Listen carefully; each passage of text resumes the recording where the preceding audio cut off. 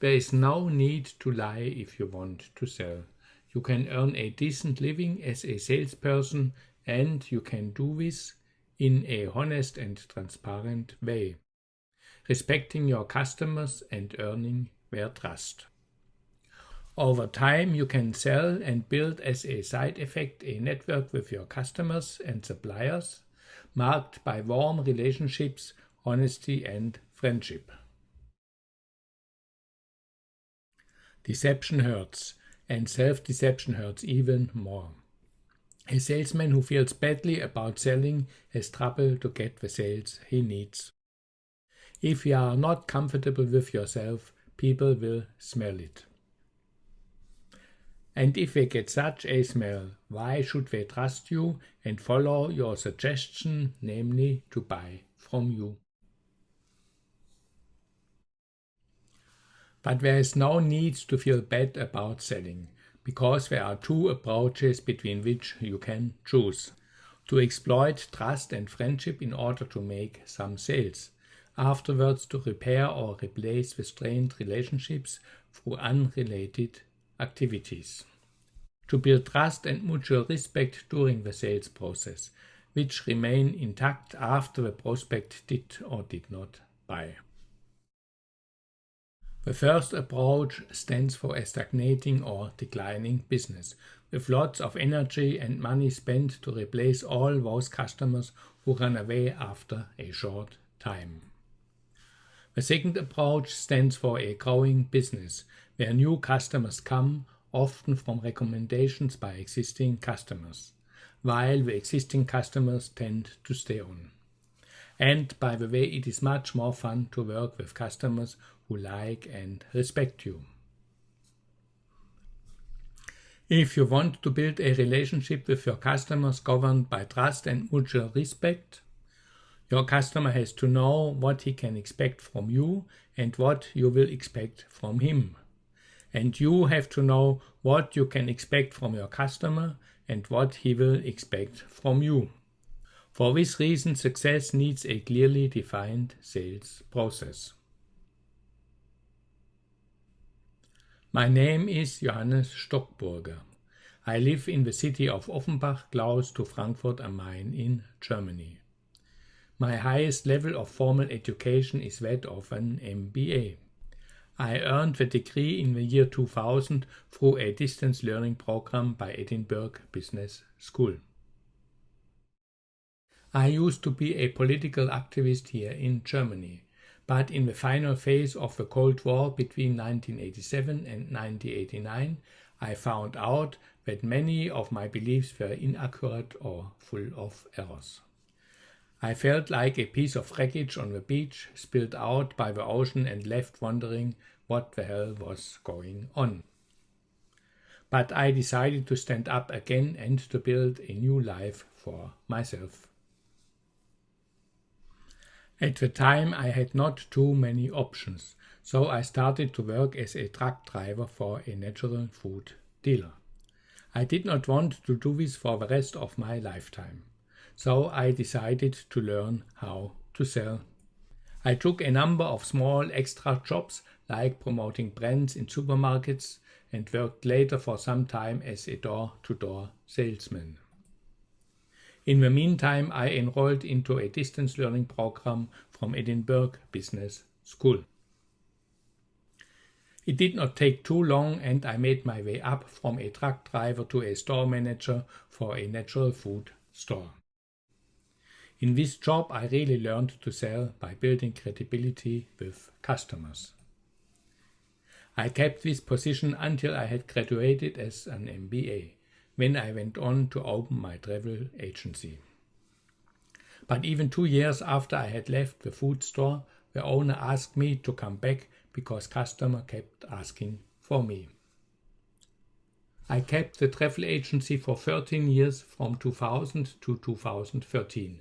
This was even a little bit too long because I always had to be available to my customers 7 days per week, 24 hours per day.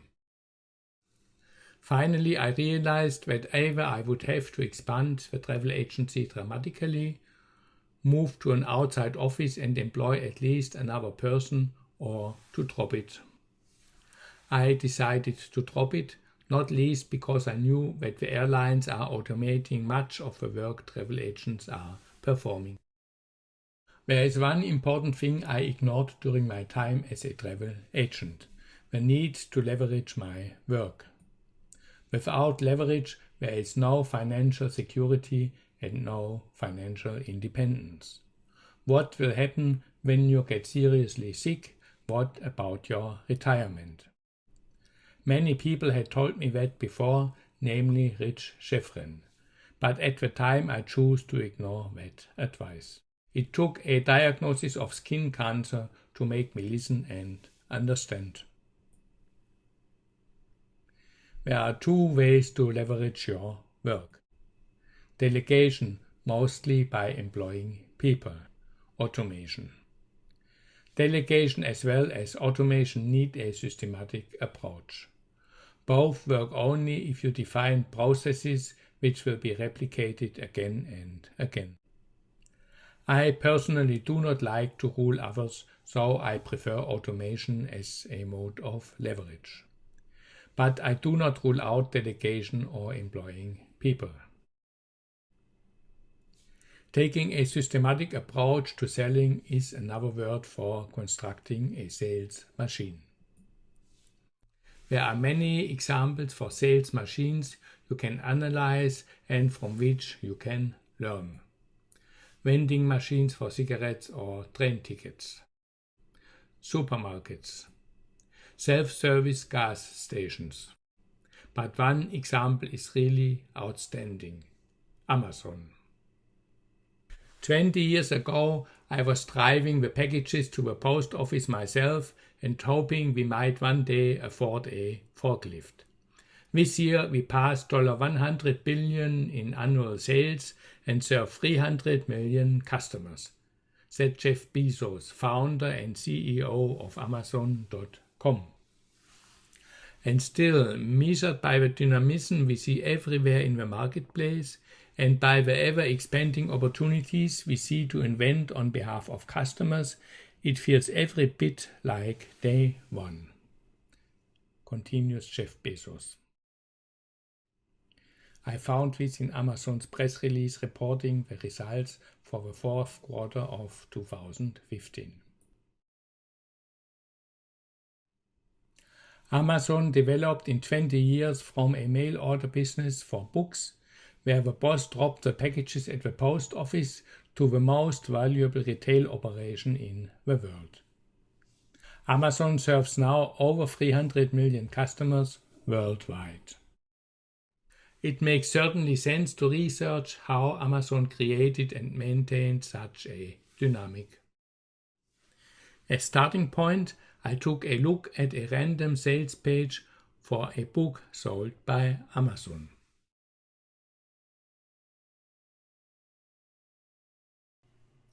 The Amazon sales page. This is a random sales page where Amazon is selling a book. I want to discuss first what you see over the fold before scrolling down. The top is a massive header, which is common to all pages of the Amazon sales system. It contains some administrative links, a product search form, and some offers Amazon likes to promote to you. If you are logged in, the header and the complete sales system you get is personalized. Under the header appears an area with 3 columns. On the left side you see a clickable product picture. By clicking on it, you are able to see some content of the book.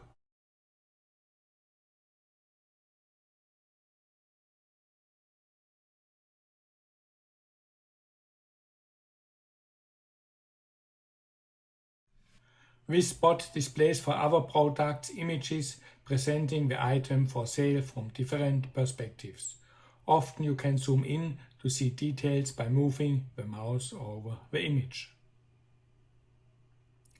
In the central column you find the book title with the publishing date and the author. Under the title you find a short rating scale from 1 to 5 stars with a link to more detailed customer reviews. Under the reviews, you see a link to all formats and editions of the product on offer, with 3 formats prominently displayed, including prices.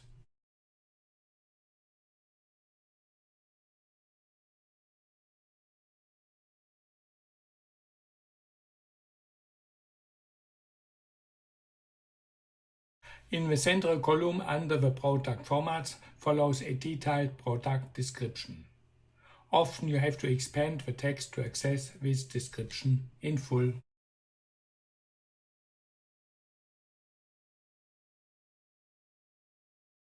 In the right column you find calls to action.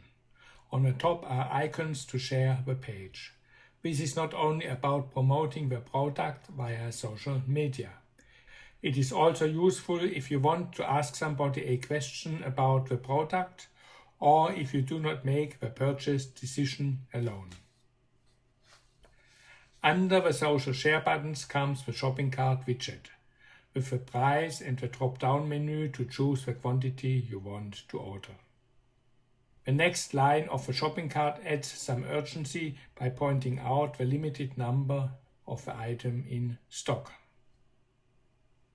Before Amazon displays the Add to Cart button, they finally state that this product is sold by Amazon itself and shipped by Amazon itself.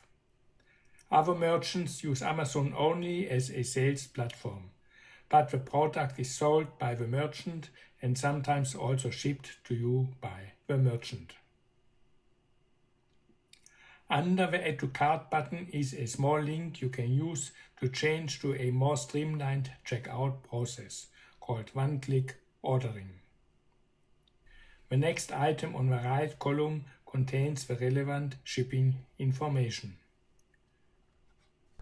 You learn how long it will take until you can have the product in your hand. You may choose between the different shipping addresses you registered with Amazon. On the bottom of the right column follow 2 additional calls to action. You can trade in the product if you bought it before, and you can add it to your wish list. The content of the call to action column changes if you switch from one product format to another. Availability, sellers, delivery options depend on the product format.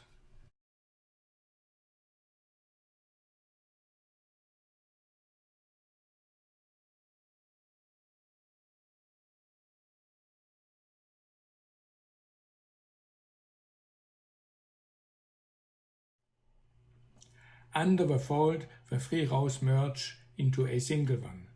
You find many related books. In the first row under the fold, Amazon suggests to you a package of 3 items. They are already bundled together into a common Add to Cart button. In the next line you find a broader range of books about similar topics. You can use this row to shop around for alternatives.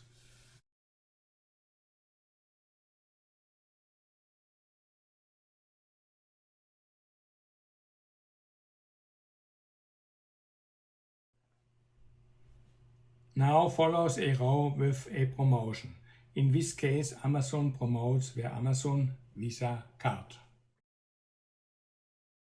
The section under the promotion row contains an unbeatable amount of product information, starting with editorial reviews coming from well-known publications, providing endorsements from authoritative sources. After the endorsements follow a repetition of the official product description, this time including the complete metadata like product identification numbers, size, weight, publisher, etc. Amazon adds here another dose of social proof by repeating a compressed version of the customer reviews and mentioning the Amazon sales rank of the product.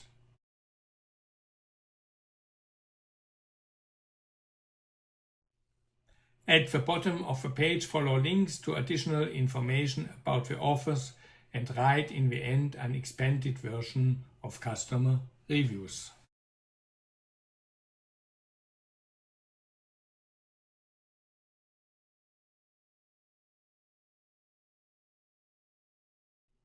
Finally, the page offers to set up a giveaway event with the book. If you still did not take any action, you find a list of alternative products and products you recently viewed.